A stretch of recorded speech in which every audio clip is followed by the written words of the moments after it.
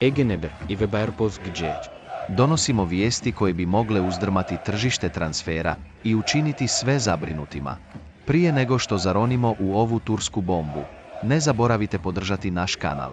Ostavite like i pretplatite se kako biste bili u tijeku sa svim novostima.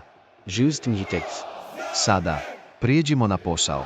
Nedavno su vijesti izravno iz Turske izazvale pravu pomamu među navijačima i mogle bi izravno utjecati na našu momčad. Pitanje je li Mislav Oršić na putu povratka u zagrebački Dinamo? Jeguji. Informacija delacio di Takagazi, Medic Husju gradu Trabzonu, Poznate po detaljnom pokrivanju Kretanja Trabzonspora, Turskog Superliga kluba. Prema publikaciji, Dinamo Zagreb i Trabzonspor su u naprednim pregovorima oko transfera vištog hrvatskog napadača Mislava Oršića natrag u hrvatski klub. Za one koji nisu toliko utoku, Mislav Oršić JEOD 2018. Do 2022. Godine bio dio zagrebačkog Dinama, gdje se istaknuo svojom sposobnošću odlučivanja i tehničkom spremnošću, postavši jedan od najvažnijih igrača momčadi.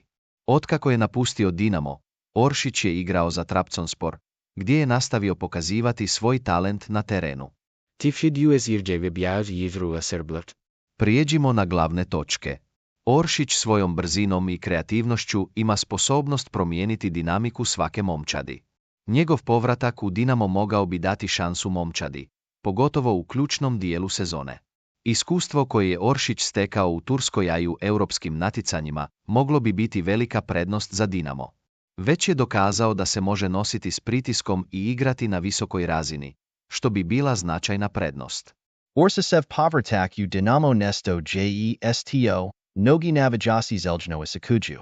Ostavio JE Potsativan, Trag Usrsima Navahaka, a mogiknosti ga ponovno vidimo u drisu kluba budi velika osika vanjajnade. Medudim, kao I svaki vasai pregovor, postoji nikoliko detalja koj Josh treba razraditi. Ugovor između zagrebačkog Dinama i Trabzonspora još je u fazi razgovora, a konačni uvjeti transfera još nisu službeno potvrđeni. Ostanite s nama jer bi se više detalja trebalo pojaviti sljedećih tjedana. Gdje.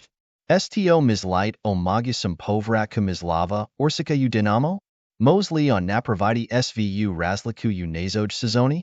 Zelimo znati vas misljenj? Ostavite svoje komentare ispod i podijelite s nama što očekujete od ovih pregovora.